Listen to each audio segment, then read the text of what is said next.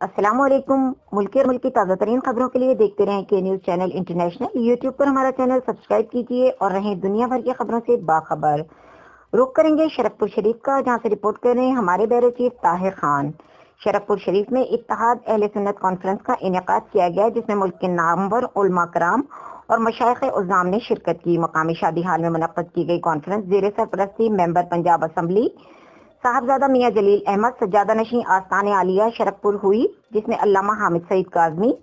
سابق وفاقی وزیر صاحبزادہ حامد رضا، چیئرمین سنی اتحاد کونسل پیر خالد سلطان باہو، پیر خواجہ معین الدین قوریجہ کوٹ مٹھن شریف، پیر دیوان عظمت سید محمد چشتی بابا فرید پاک پتن شریف، پیر اختر رسول قادری غوثیہ حق باہو لاہور، پیر معصوم حسین نقوی آستانہ عالیہ حسنینی لاہور، پیر سید علی رضا بخاری MLA آزاد کشمیر، پیر غلام مجدد سرہندی کراچی، علامہ غیاث الدین MPA، محمد اشرف انصاری MPA، پیر ضیاء الدین مصطفیٰ حقانی لاہور، پیر سید علی رضا گیلانی دربار میاں میر، پیر رضا سلطان دربار سلطان باہو، پیر سید مقدس امیر بادشاہ چورا شریف، پیر سید عنایت شاہ پشاور اور دیگر مشائخ عظام اور علماء کرام نے شرکت کی۔ کانفرنس کے بعد ایک مشترکہ اعلامیہ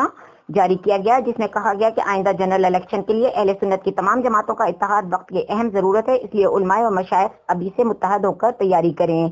اعلامیہ میں مطالبہ کیا گیا کہ مساجد اور مراکز کو کنٹرول کرنے کے لیے وقف آرڈیننس 2020 ناقابل قبول ہے، اسے فوری ختم کیا جائے۔ سود کے کاروبار کے خلاف بہت سی قراردادیں پاس ہوئیں، شرعی عدالتوں نے فیصلے دیے، لیکن اس پر عمل نہ ہو سکا۔ حکومت جلد از جلد سودی نظام کو ختم کرے، اسلام اور نظریہ پاکستان کے خلاف بات کرنے والوں کے خلاف سخت کارروائی کی جائے گی، عورت مارچ جیسے فتنوں کو پنپنے نہیں دیا جائے گا، توہین رسالت قانون پر سختی سے عمل درآمد کیا جائے گا تاکہ کسی کو گستاخی کرنے کی جرات نہ ہو سکے۔ کانفرنس میں کہا گیا کہ گنبد خضرا کے سائے میں تمام اہل سنت جماعتیں متحد ہو کر ناموس رسالت پر پہرا دیں گے۔